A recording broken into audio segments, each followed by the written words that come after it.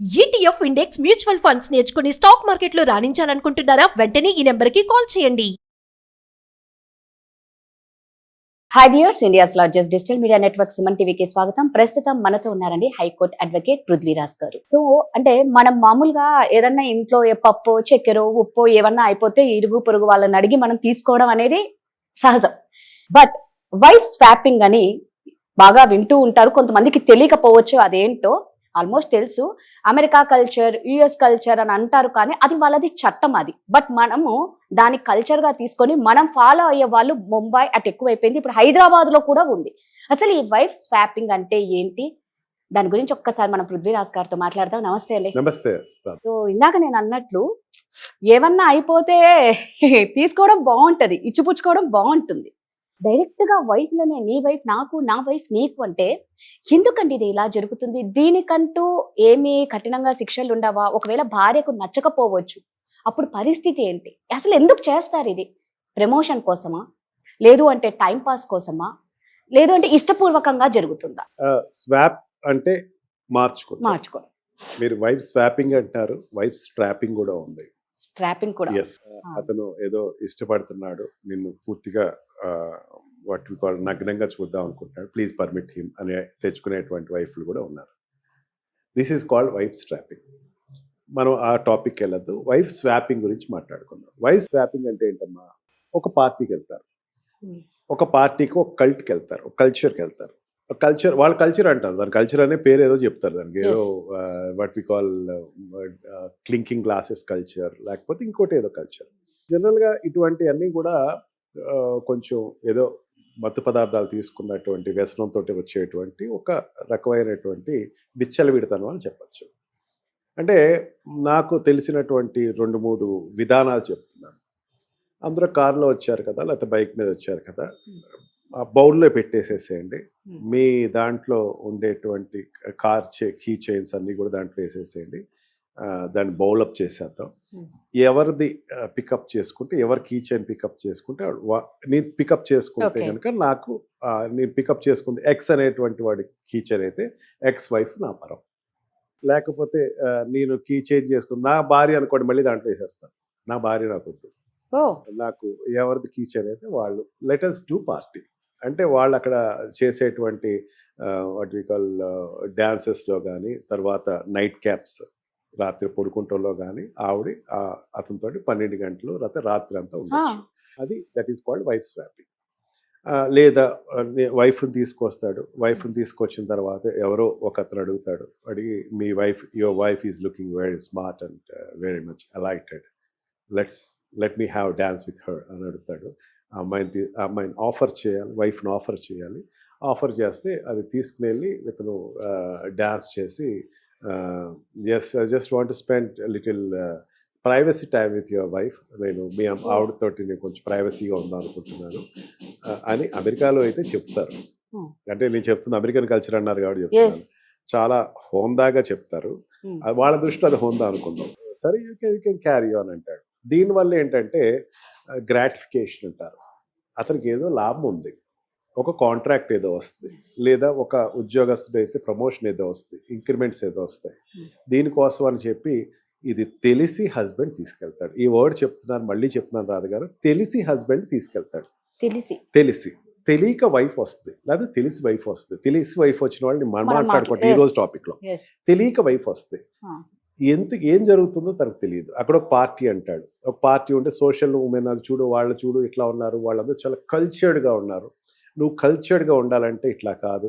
అప్పటికే అమ్మాయికి ఏదో టైట్ డ్రెస్సెస్ తోటి తీసుకొస్తాడు, అమ్మాయికి ఇష్టం ఉన్నా లేకపోయినా, తెలియని అమ్మాయి గురించి మాట్లాడుతున్నారు. వస్తుంది, వచ్చిన తర్వాత డ్రింక్స్ ఇస్తారు, కొంచెం ఆల్కహాలిక్ దీంట్లో. ఆ అమ్మాయికి ఏం చేయాలో తెలియదు, ఏం జరుగుతుందో తెలియదు.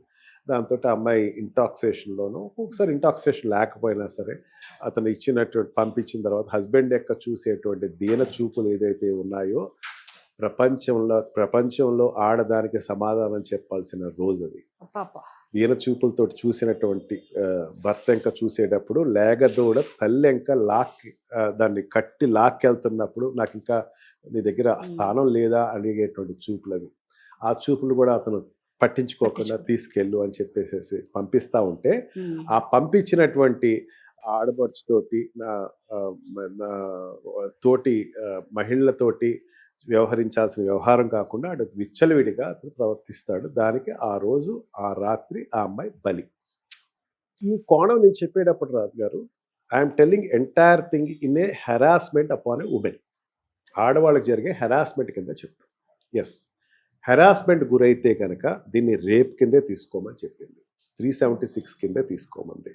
ప్రొవోకేటర్ కింద హస్బెండ్ వస్తాడు, చేసిన వ్యక్తి రేప్ చేసినట్టు అవుతుంది. ఆ రేప్ చేసిన వాడికి punishments are there up to 20 years of imprisonment. తక్కువేం కాదు, 20 years or hanging till death. Husband కూడా పనిష్మెంట్ వస్తుంది, అతనికి కూడా ఈక్వలెంట్ పనిష్మెంట్ వస్తుంది. దాంట్లో చట్టం రాసేటప్పుడు చాలా క్లియర్గా రాశారమ్మా.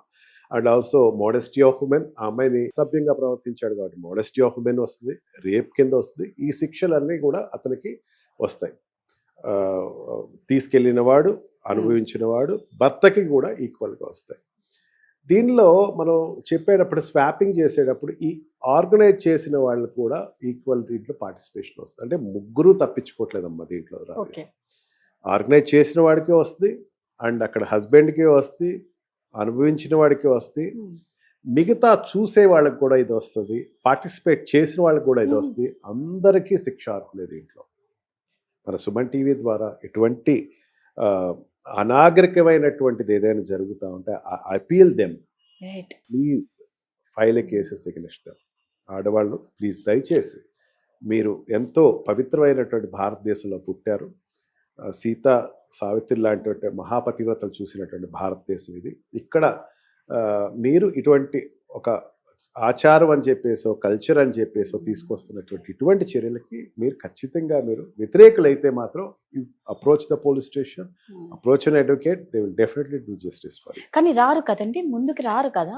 రారు అంటే అది మనకు తెలిసింది. You can file A complaint.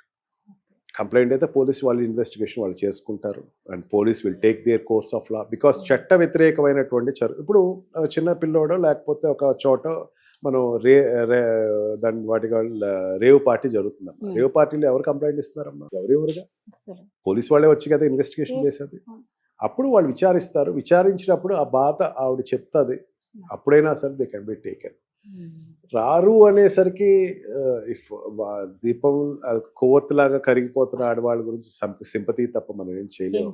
But ఇది ఒక రకంగా అమెరికాలో జరుగుతుంది, ఇండియాలో జరుగుతుంది, లేకపోతే యూరోపియన్ కంట్రీస్లో జరుగుతుంది, ఇండియా కంట్రీలో జరుగుతుంది కాదమ్మా. European countries, American countries India ఇంకా చూస్తున్నాయి. ఇండియాలో సీత అనేటువంటి ఒక క్యారెక్టర్ ఉందట, ఇండియాలో సావిత్రి అనేటువంటి ఒక క్యారెక్టర్ ఉందట. సీత వనవాసంలో ఉండగా ఎత్తుకెళ్ళిపోతే రాముడు పోరాడి తీసుకొచ్చాడట భార్య కోసం. సావిత్రి అనే ఆవిడ యమధర్మరాజు దగ్గరికి వెళ్ళి లాక్కొచ్చాడట భర్తని. ఇది చూస్తుందమ్మా ప్రపంచం. ప్రపంచ దేశాలు కల్చర్ అంటున్నారు కదా మీరు, కల్చర్ దేశాలని భారతదేశం ఇంకా చూస్తున్నాయి. భారతదేశం మహిళల గురించి చూస్తున్నాయి. మహిళలకు వాళ్ళకి ఇచ్చేటువంటి నిజంగా వాళ్ళకి వెన్ వి సే దట్ శీలం అనే వర్డ్ ఇంగ్లీష్లో పదం లేదమ్మా, మనం రెగ్యులర్గా వాడతాం. మహాపతివ్రత, శీలం. మహాపతివ్రతకి శీలానికి సంబంధించినటువంటి ఎటువంటి డెఫినేషన్, క్లియర్ డెఫినేషన్ ఇంగ్లీష్లో ఉండదు. ఎందుకంటే ఇది మన భారతదేశానికి హక్కు, మహిళకు ఉండేటువంటి హక్కు. మహిళల గురించి చెప్పేటప్పుడు మన భారతదేశంలో పంచమహాపతివ్రతలు ఉన్నారు, వాళ్ళు ఇట్లా ఉంటారు. లేకపోతే ఆల్మోస్ట్ ఆల్ 95%, ఇఫ్ నాట్ 99% ఆడవాళ్ళు శీలానికి ఇచ్చే ప్రాముఖ్యత, ఆ పాతివ్రత్యానికి ఇచ్చే ప్రాముఖ్యత ఇప్పటికీ ఎక్కడ చెదిరిపోలే.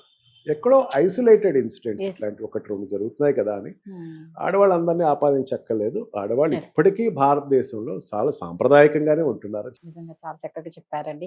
నెక్స్ట్ వీడియోలో మీరు ఏమన్నారు, స్వైపింగ్ కాకుండా స్ట్రిప్పింగ్. సో స్ట్రిప్పింగ్ గురించి కూడా నెక్స్ట్ వీడియో ఉంటుంది, ఎవరు మిస్ అవ్వకుండా చూడండి. Thank you. Thank you.